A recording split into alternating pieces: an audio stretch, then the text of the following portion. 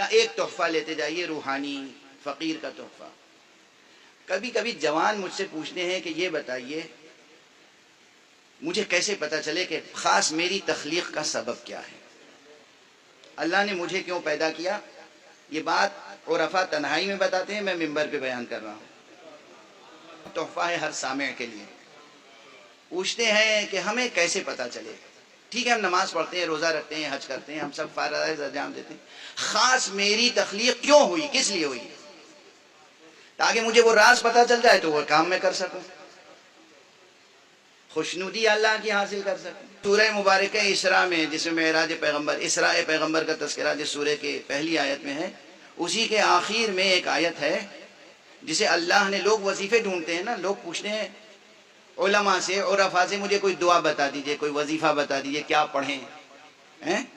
میں آپ کو وہ دعا بتا رہا ہوں جو اللہ نے خود قرآن میں بتایا ہے کہ یہ دعا پڑھو، اور وقت بتایا ہے کہ کس وقت پڑھو، اور وہ وقت ہے سحر کا وقت، نماز صبح سے پہلے اور نماز شب کے بعد.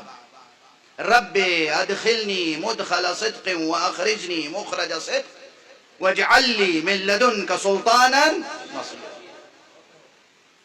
اس آیت کریمہ کو سحر کے وقت، فجر سے ذرا پہلے، نوافل شب کے بعد اگر آپ پڑھ سکیں سجدے میں، قنوت میں، اور ایک تسبیح پوری پڑھ لیں، یعنی 100 مرتبہ یہ ذکر پڑھیں، اور ابتداءً 40 روز تک مسلسل پڑھنا ہے، ناغہ نہ ہو، تو عجب نہیں کہ آپ پر وہ راز منکشف ہو جائے کہ پروردگار نے خاص آپ کو کس لیے خلق فرمایا ہے. یہ تحفہ نوٹ کر کے لے کے جائیے گا، بچے، جوان، بوڑھے، خواتین، سب. اگر آپ کو، ہاں ظاہر باقی شرائط اپنی جگہ ہے، آپ کو جو عمومی تکالیف شرعیہ ہیں اس پر تو عمل کرنا ہی کرنا ہے. ٹھیک ہے، نمازیں پڑھنی ہے آپ کو. یہ نہیں کہ آپ کو معلوم ہو گیا میں تو اس لیے پیدا ہوا ہوں تو پھر اور کچھ کرنے کی ضرورت ہی نہیں. ٹھیک ہے، یہ نہیں ہے مفہوم.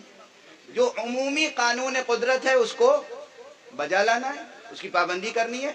جو تکالیف شرعیہ ہیں انہیں پورا کرنا ہے. خود میرے استاد نے یہ تذکرہ دینے کے لیے مجھے نہ جانے کتنے برس انتظار کرائی، مگر آج میں باذن مولا ابو عبداللہ الحسین آپ تمام کو یہ ہدیہ کر رہا ہوں.